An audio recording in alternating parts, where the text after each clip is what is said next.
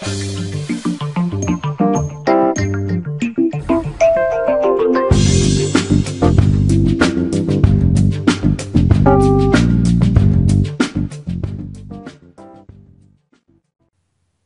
everyone, this is Elliot Liu here at chess.com, concluding with part 3 of my Art of the Attack series for the Amazing Games for Beginners. Happy holidays to all of you. I don't know when this video will be released, but it probably will be around the holidays and Christmas time, so I hope you're all having a wonderful holiday season and a happy new year. For this third game, as alluded to in my second recording, this game features two of the greatest chess players of all time. I'm not sure how many of you will be familiar with this game, but it does feature the exact same opening as game number 2 did. All right. Playing white in this game was Tigran Petrosian, and black was Vasily Smyslov. All right, so here we have a clear clash of the titans compared to the other two previous games in my series, which many of you may not be familiar with. All right. And this game took place in Moscow in 1961. All right, so Petrosian opened actually with the English opening, but as you'll see, the game actually just transposes back into a Queen's Indian defense as follows. Okay, so this is the exact same position that we had in game number 2. However, in this game, Petrosian kind of plays an unusual move. Here on move 5, he played pawn to a3. All right, the obvious idea of which is to stop black from playing bishop to b4. So because Petrosian did this kind of unusual move, Smyslov thought it was a good idea to immediately challenge in the center here before completing his development with bishop to e7 and castles. And I think it's kind of a dubious move, believe it or not. So in that sense, I think you can say that Petrosian's little unusual, quirky a3 move may have done its job. All right. After d5, Petrosian captured on d5. All right. And maybe here, black should have taken back with his pawn. In the game, Smyslov took back with his knight, and it kind of landed him in a little bit of trouble, as you'll see. White played pawn to e3, black played bishop to e7. So notice that Petrosian's first 7 moves have been very quiet. There hasn't been a lot of aggressive nature to them, but the whole point is that it's the underlying aggressive nature that Petrosian kind of realized, and I think that Smyslov didn't really understand it in this game. So after bishop to e7, Petrosian plays a very good move here, a move that is definitely hard to see for all levels of players. So I always tell my students as a general rule of thumb, especially in the opening, just to discourage them from doing this, but never say check in the opening, because more often than not, checking your opponent like this is a useless move and a waste of time that will eventually make you get kicked. But of course, as you get better and better in chess, there are obviously rules to the exception, and this is one such case. Here, Petrosian played bishop to b5, checking the king on e8, which at first sight looks like a pretty harmless move and a pretty foolish move. But upon further evaluation, it's actually a very powerful and annoying strategic move that white just did. So the first reason is because black really only has one way to block this check. If he blocks the check with his knight, he will lose material instantly. For example, if he plays knight to c6, this is probably the worst possibility, then white will simply play queen to a4, followed by knight to e5, and this knight on c6 is an absolute goner. In similar manner, if he plays knight to d7, then of course white will simply play knight to e5, and this looks quite bad for black, and in fact he is losing material and will go on to lose the game. Alright, so that makes an easy decision for both sides in this case as to what black has to play. But when you look at what black has to play, all of a sudden it doesn't seem too pleasant for him. So here Smyslov played pawn to c6. And yes, it does kick the bishop. It does, I guess, quote unquote, give him a tempo. But in this case, the tempo was worth it. All right, and here's why. So Petrosian just simply retreated his bishop back to d3, pointed against this h7 pawn, which you'll see comes into play very shortly. But what Petrosian did was kind of a psychological thing that really affected Smyslov. So kind of like in game 2, how Andrich played his pawn to a4 to discourage this pawn to c5 move hitting the center. In a similar manner, Petrosian played this bishop to b5 check move to encourage black from playing pawn to c5. So why would black be encouraged to play pawn to c5 all of a sudden? Well, here's why. Compared to a move ago, black's bishop on b7 was arguably his best placed piece. On b7, it had a very clear scope of this a-h1 nice diagonal for him to utilize. However, after Petrosian's little in-between move, there was this really annoying pawn just sitting here on c6, blocking the bishop in from any scope or access down this diagonal at all. Because of this, that naturally triggers you to think that you should move this pawn forward to c5 to relieve this bishop of this blockage on c6. But in doing that, it kind of overextends black because his king is still in the center. Compare this position to this position here. What if white simply played bishop to d3 here in this position? Would Smyslov have played pawn to c5 here, just like in the game? My answer is no, I don't think he would. I think he would have simply continued his development with either castles or knight to d7 or something like this. Do you see how that psychological thing works, guys? Petrosian effectively provoked black into playing pawn to c5 as if it were this position. Okay? And that's a move that just does not seem natural or right, especially when your king is not castled. All right? I did a whole lecture series on how to exploit your opponent's king in the center, and this is something that's kind of a similar theme, I guess, if you will. All right, so that's a really cool thing Petrosian did. If he were to play bishop to d3 right now, I doubt that Smyslov would have played pawn to c5. However, in the game, because his pawn was on c6, before completing his normal development with either castles or knight to d7, it kind of provoked Smyslov into saying, hey, oh no, my bishop's blocked, I need to open it immediately. And that's why black played pawn to c5, which is not a good move. And this is probably the first moment where Smyslov really goes wrong. All right, so excellent use of strategy and psychological warfare by Petrosian. So after pawn to c5, Petrosian recognized that something looks a little funny about this move. It's certainly not losing by any stretch, but it does open up the center of the board, all right, which clearly favors white in this position. So first, Petrosian took on d5 with the knight.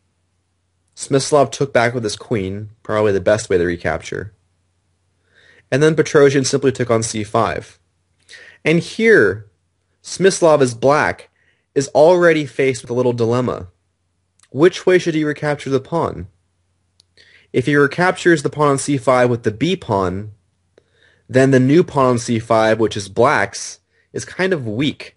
It doesn't look good, right, guys? It's kind of isolated here on c5, and it could certainly become a focal point for pressure later on in the game for white, right? So you don't really want to do that.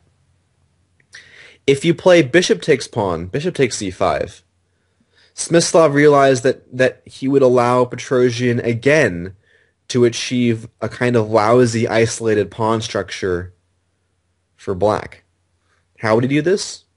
Ironically, the bishop would go back to b5 with check, and then regardless of which piece interposed and blocked on c6, white would simply trade queens and take on d5, and after pawn takes queen, black is kind of left with this lousy isolated pawn on d5.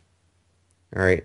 And because of that one strategic weakness that Smyslov did not want to allow Petrosian to get, that's why here Smyslov took back with his queen on c5 instead.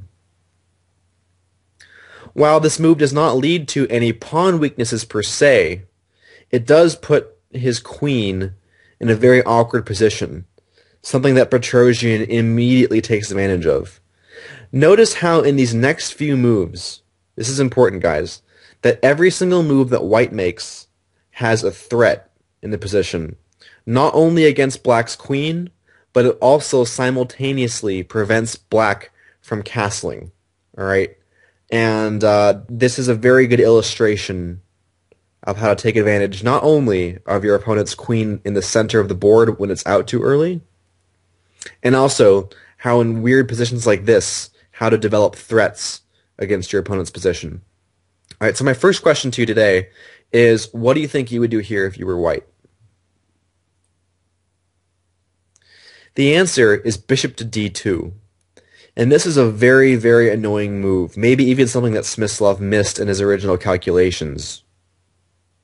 The whole point is that black actually is not able to castle here. Bishop to b4, followed by like a rook to c1 or something, looks very, very unpleasant for black to deal with, or even rook to c1 immediately, for example. This is something that Smyslov certainly did not want to allow, and by creating this threat, it makes Smyslov have to deal with bishop to b4 by spending one more move defending it, okay? And that in turn is one less opportunity for him to castle. So after bishop to d2, black played knight to c6, okay, defending against this bishop to b4 move. But of course, that allowed white's rook to come to c1 now, a very natural, obvious move. The queen went back to d6. And now what would you do if you were white? The answer is queen to c2. Yet another very annoying move for black to have to deal with. Because now once again, because this battery is built up against the pawn on h7, black still can't castle. His king is still caught in the center on this e8 square. Alright, so a very good and another annoying move by Petrosian here. So Smyslov played rook to c8 to offer up some potential discovered attack possibilities against white's queen on c2.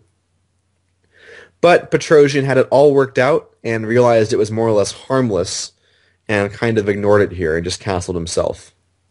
So for those of you that are curious, and I'm sure many of you are, I probably should justify why knight to e5 does not work here in this position, because it looks like it could be a very powerful move and a discovered attack against white's queen on c2. However, this move fails to the following, all right? And it's important that you guys all the way back here see these variations, because if you don't, then you of course cannot allow this discovery to occur. Do you see how that logic works? You obviously can't allow something just because you see it played out on the board in 2020 hindsight. You have to see it before it happens. Okay, because that's, how chess works. So after castles and knight to e5, why don't you guys try to figure out the reason why knight to e5 fails? The answer you should come up with, and this is the only reason why knight to e5 fails, is bishop to b5 check. Once again, that bishop to b5 check comes back into play as a very annoying in-between move here. All right? And let's take a look at a few of black's options, if you will. Okay, in no particular order, just some random food for thought for you guys. So let's start with a move like king to f8, for example. If king to f8, this loses instantly to the following combination. Queen takes c8 check, rook takes bishop, bishop to d8, and then bishop to b4. Once again, this bishop to b4 move comes into play and turns out to be the winning move in this game. So king to f8 is obviously not playable. Let's take a look at another option. Let's say he goes knight to d7, for example. Well, the same thing essentially happens. It's not as deadly, but Basically, this leads to a completely lost position. Bishop to b4 once again. And, where is black's queen going to move here? Let's say he goes to d5. It's actually the only square. Notice how every single square was covered for this poor queen to move. d5 is literally the only safe haven for it at this point. Queen to d5, bishop to c6, and now wherever the queen goes, it leads to a dead loss position. For example, if it goes to f5, then rook to d1 wins, and if it goes to d3, then knight to e5 wins. Okay. The final variation I think I'd like to mention is, so back here after bishop to b5 check, let's say he goes king to d8. Then white has the really cute bishop to c3 move, not only blocking the attack from the rook on c8 against his queen on c2, but also threatening the deadly rook to d1. And there's absolutely nothing black can do about it. His king is kind of caught here in the center, can't run away. Nothing can really block because it can easily be pinned and taken. And, this point can be simply illustrated by the fact that after bishop takes f3, for example, the winning move, of course, is not pawn takes bishop, allowing knight takes f3, and shenanigans going down under king. However, it's simply rook to d1. Okay, and this is just resignable for black. There's absolutely nothing he can do here in this position. Even if he blocks on d5, for example, you're going to win this piece back instantly, and the position is absolutely overwhelming. There's nothing you can do here. Okay, so hopefully that covers this knight to e5 move and hopefully some of your questions. Of course, I did not mention every possible move that black can play here in terms of variations. I did this because not only do I not have time, but also because I'm not here to give every single variation, just giving you guys some samples. Alrighty, so it's kind of impressive that Petrosian had to have seen all of those moves in each variation from when he castled. Okay, he had to make sure that each one of those things worked before playing this move. Alright, so after castling, Smyslov had to wait another move before castling, and he had to play pawn to h6, which is what he did. Obviously, this gets the pawn off h7, so that black can castle next move. Petrosian took the extra time that he was given to play rook to d1, of course putting the rook on the best square possible in the given position. Black finally castled all the way on move 16, and then white played the very obvious bishop to c3. Okay, once again, threatening bishop to h7 check, winning the queen on d6. This bishop to c3 forced black to play his queen all the way back to b8. Alright, and this is the first critical position in the game. Black has completed his development, but look at the position, guys. Look at the differences. First of all, look at these two terrorizing bishops that white has against black's king. Alright. Secondly, look at black's queen's placement. Notice how the past few moves, I guess you could say from move 12 on, so the past 5 moves, as I highlighted earlier, the queen has really been booted around due to numerous threats, and that's given white ample time to place his pieces in the ideal locations. And it's forced black's queen to go back to a very lousy square, where it's not doing anything. Alright? So although you've achieved all these different advantages, now what? What do you do with it? And this is the first moment where you can start thinking about the art of the kingside attack. So the first question for you, where you can pause the video and ask yourself this, is what did Petrosian do next? Let's say you've understood that these two bishops are pointed against black's king. You know you should start to attack on the king side. Well, how do you do it? It's easier said than done. And as I make these moves from Petrosian, this next sequence is beautiful. It looks so simple, especially when I play the moves, but of course it's easier said than done. You know, we all dream that we can play like this one day. Alright, but just notice how easy and smooth it is for Petrosian to create weaknesses and start attacking Black's king.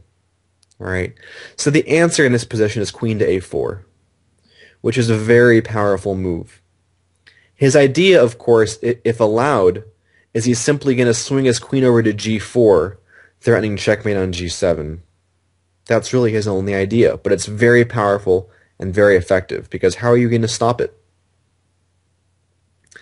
Here Smyslov makes a move that looks like he's almost kind of ignoring the threat of queen to g4 and bring a piece further away from the defense of his king, but actually it is for defensive purposes.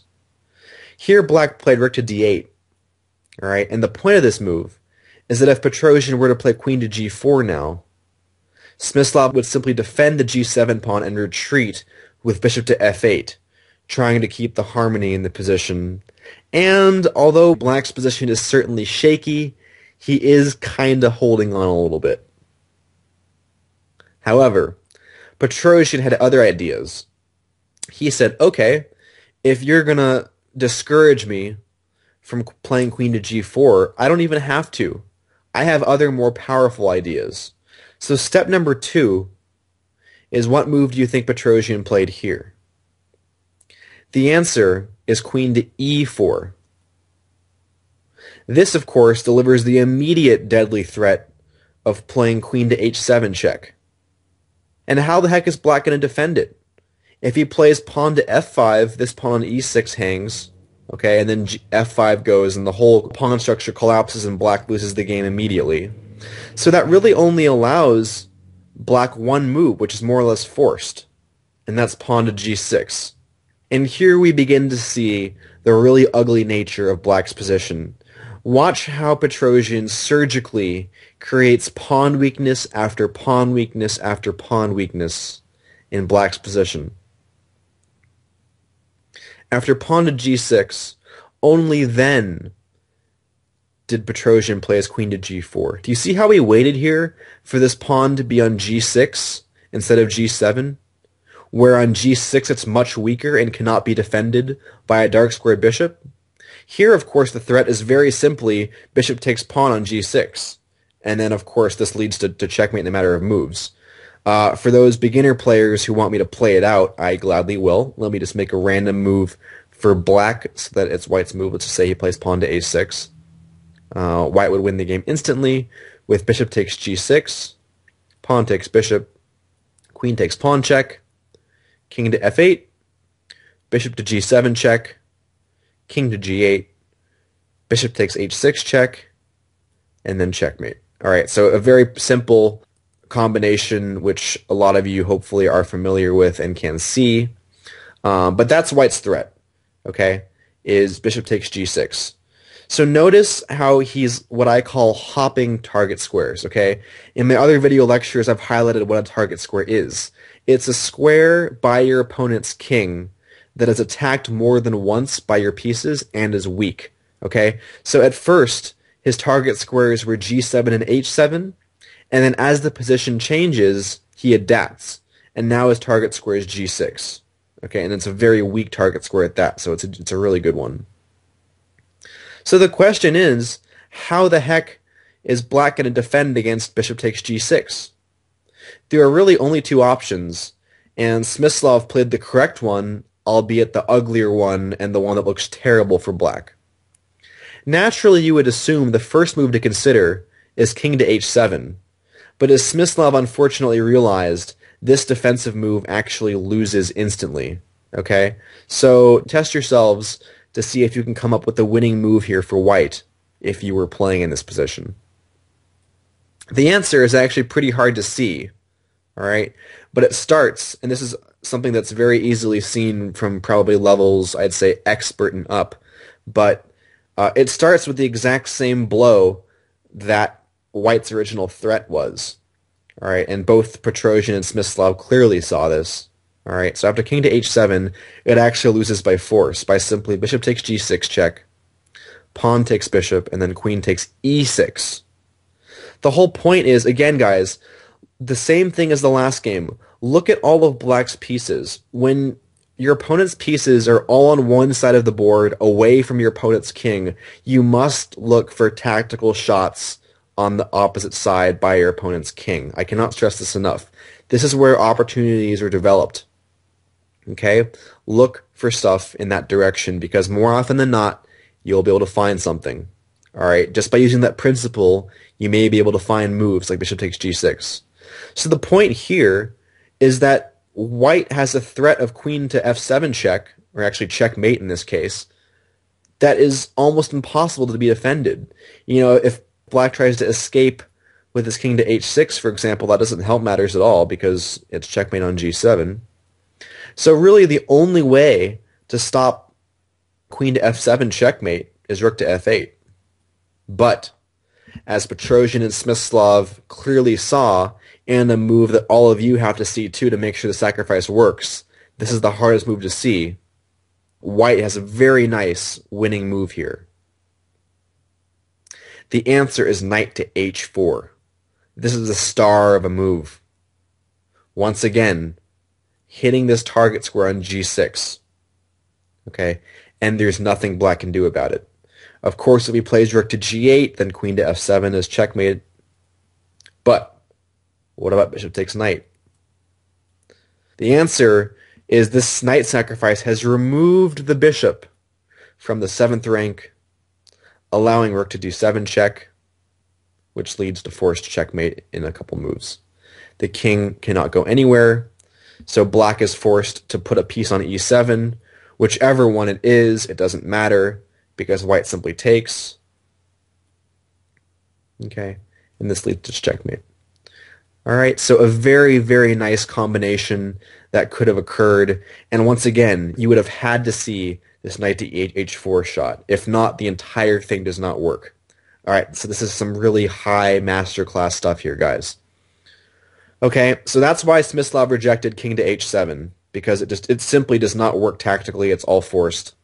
So instead, Smyslov was forced to play pawn to h5, making even more weaknesses in black's position. So white retreated, of course, to the best square on h3. The reason why this is the best square is because it still maintains the exact same threat of bishop takes g6, right, guys? Because after pawn takes bishop, the queen can still take the pawn on e6. You know, the queen would, of course, never go back to g3, where it can be traded. In the same vein, queen to e4 doesn't do anything because it's just biting on this pawn now. Okay, so it really helps white make his decision. So h3 is definitely the best spot for the queen.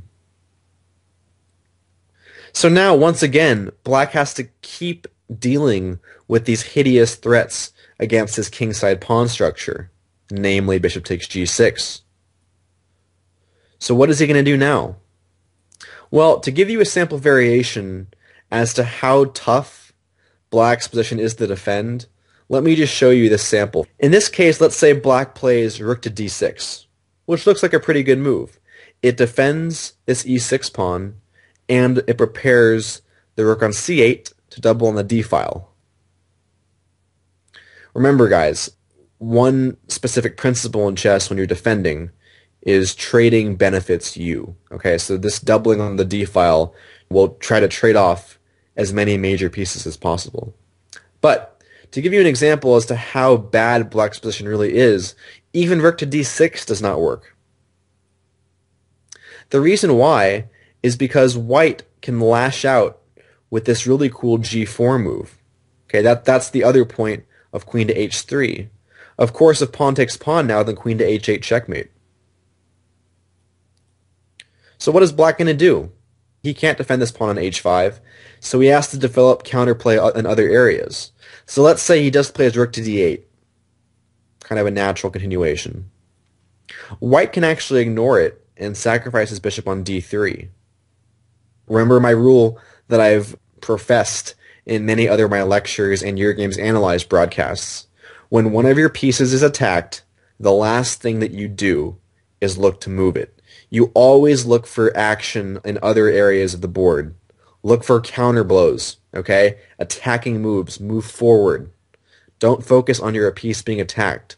You have to shed yourself of the tendency to, when the moment your opponent attacks a piece, look to move it or defend it. That is the exact wrong way of thinking. Okay? If you think correctly, the first move you'll look at here is pawn takes pawn. And that actually is the correct move. So rook takes d3, rook takes rook, rook takes rook, and now pawn takes g6, of course with checkmate threat on h8 still. Pawn takes pawn, and then white just simply wins by force. Queen to h8 check, king to f7, and knight to e5 check, and black can resign. The reason why is because black's king has no squares, and after knight takes knight, the queen hangs on b8. So that's a little removal of the guard tactic, and the game is over.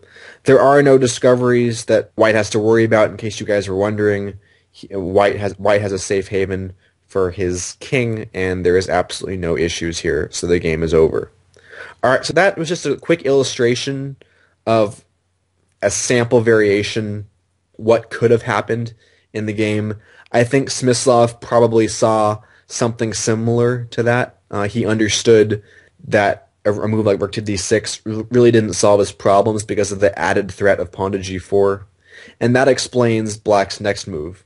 Here Smyslov played pawn to f5, which, yes, looks very ugly, but it does take care of the dual threat of bishop takes g6 along with pawn to g4. Alright guys, step 3. Now what? You've, in the past 3 moves, created these absolutely hideous weaknesses in black's position, goading him and actually forcing him to move his pawns forward like this. But now what? How do you continue? Smyslov was a world champion for a reason. They're able to defend, really lousy positions and frustrate you, even though it looks like you should be completely winning. But you have to keep on the pressure here. In this case, Petrosian recognized it was time for him to switch target squares.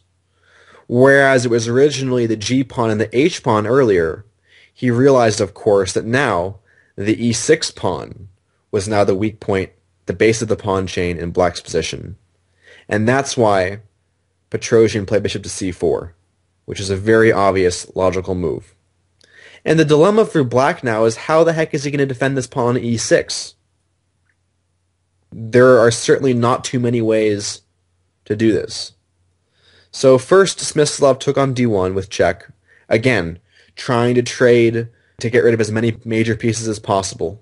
Alright, and now he's faced with the dilemma of how to defend this pawn on e6. There are only 2 real ways, right, guys? There's either knight to d8, or the move Smyslov played in the game, king to f7. I think the problem with knight to d8 is not only is this a really lousy square for your knight, but after a move like knight to e5, for example, threatening knight takes g6, along with probably rook takes d8, followed by bishop takes e6, there are really way too many threats. It's overwhelming for black to have to deal with, and his position will collapse in a matter of moves. That's why Smyslov played king to f7. This move looks extraordinarily risky, and it must be bad, you may be thinking. But on the surface, although it looks really, really risky and bad, how are you going to exploit it? What can you do next? Okay? And this is the key to the entire attack, which Petrosian played beautifully. So your pieces are all in ideal positions. They can't really get any better than that. Alright? You've done so much work. How do you proceed, though? There's no knight to e5 here because the knight's still on c6. e6 is protected. What do you do? So this is my 4th question for you guys. Stop the video, ask yourselves, what will I do in this position? The answer is pawn to e4, which is a great move. Notice, again, I keep reiterating this, pressure, pressure, pressure. And once I make the move, it becomes fairly obvious what Petrosian is trying to do. He's just further increasing the pressure on this pawn on f5 and indirectly the pawn on e6. Petrosian realizes that the pawn on e6 is the new target square, And the one thing, the one object preventing the queen on h3 from attacking the pawn on e6 is this pawn on f5. Therefore, attack it. Okay? So pawn to e4, a very strong move, continuing the attack and making Smyslov having to defend without being able to consolidate. So obviously, white's immediate threat is pawn takes pawn, right? For example, pawn takes pawn, queen takes pawn, and game over. So black obviously has to defend against that. Smyslov played queen to f4, which is probably the best chance in the position. And Petrosian played this very powerful, this master move, rook to e1. Okay? So again, guys, as I'm making these moves, I'm really hoping the reaction I'm getting is, hey, this is not too hard. This looks so easy and so simple once I see these moves by this world-class player. And the answer is, yeah, it should look easy. That's the beauty of how Petrosian plays and how all these players play. Their moves look so simple and they're so strong with such a concrete purpose. All right, that's the point I'm trying to illustrate here. So rook to e1, of course, with a very obvious threat of, once again, pawn takes pawn. And unfortunately for Smyslov, this is where his position cracks and falls apart. White's pressure has gotten to the point where black actually can't defend or do anything about it. And Smyslov actually plays arguably the best move in the position to try to muck things up a little bit. He threatens a strategic exchange of queens with queen to g4, which is probably his best chance. Unfortunately for him, though, it doesn't work. He's too late. There's too much going on in the position. So this is, I guess, the critical moment where everything falls apart for black. So why don't you take a moment and try to come up with the correct answer here for white. The answer is very simply pawn takes pawn, which is what Petrosian played. And of course, he had to have all these variations worked out, so let me walk through them with you very quickly. After pawn takes pawn, let's say queen takes pawn. This, of course, fails immediately to bishop takes e6 check, winning the house. The same thing happens if g-pawn takes pawn. Then bishop takes e6, wins the house again. Finally, if, let's say, black takes on h3, this also loses to bishop takes e6 check, king to f8, simply pawn takes queen, the rook is attacked on c8, so let's say rook to d8, and then, of course, very simply, pawn takes g6. And let's do some simple math, guys. 1, 2, 3. White is 3 pawns up, dominating piece placement. He's threatening getting a queen in 2 moves, maybe even with checkmate. The game is over. It's hopeless. All right. So those are maybe the 3 main alternative variations following pawn takes pawn, which, of course, Petrosian had to have seen. Okay? And the game wrapped up very nicely. So after pawn takes pawn, Smyslov played queen takes c4, which is probably the critical line. Notice how this was a technical piece sacrifice. So again, guys, I guess one thing before continuing on.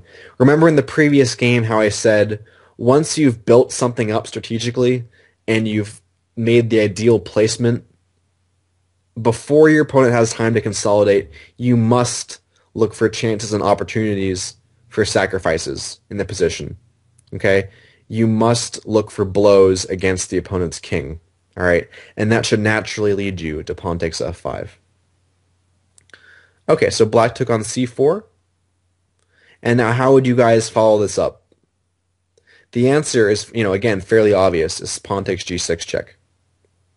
Now, of course, if black were to retreat back to f8 or g8, simply queen takes h5 would lead to a short checkmate on either h8 or getting another queen via g7 and g8, and the game would be over. So there's only 2 moves to really consider.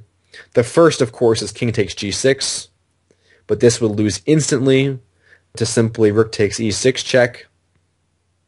Of course, if the king goes back to g7, this is checkmate in a couple moves. So king to f7 is the only move that you need to consider. And then the really cute finish of rook takes c6, and black can resign. Notice how you can't take this pawn on h5 now because the king takes e6, or if you play queen to f5 check, the king can kind of sneak away back here to e8. Much more simple and much more deadly is rook takes c6. The whole point is, no matter what black recaptures with, knight to e5 wins black's queen and the game. Okay? So of course, Smyslov and Petrosian both saw this, and that's why black was forced into basically the only move in the position, king to e8. And after white's next move, Smyslov could essentially resign. Again, guys, you have to make sure that you see all these variations before I make the move, though. That's the real test to see if you guys really get it. You have to finish your opponent off once you made the sacrifice, otherwise your opponent can consolidate and get back into the game. Here Petrosian played pawn to g7 with the obvious threat of making a queen next move. All right, and black really only has two ways to defend against this queening idea. First, let's take a look at king to d7, which is probably the most obvious choice, discovering the rook on c8 to the defense of the g8 square. After king to d7, white wins very nicely by rook to d1 check. Of course, if the king goes back to e8, then g8 queen is possible, or queen takes h5 checkmate. So let's say the king goes to c7, pretty much his only move, and then queen to g3 check. Notice how black's king is completely cut off for any escape squares. Black has to play pawn to e5 to interpose his pawn, and then white wins very easily with the sequence of bishop takes e5 check, knight takes bishop, queen takes knight, king to c6, and now the move you of course have to see, knight to d4 check. The king basically has no moves. Let's say he goes back to the only square d7, and then something like knight to f5 check should win instantly. For example, king to c6, knight takes e7 checkmate. Again, my whole point here, guys, is not to play every single possible variation in the game. I'm just here illustrating a point of what could happen. Okay?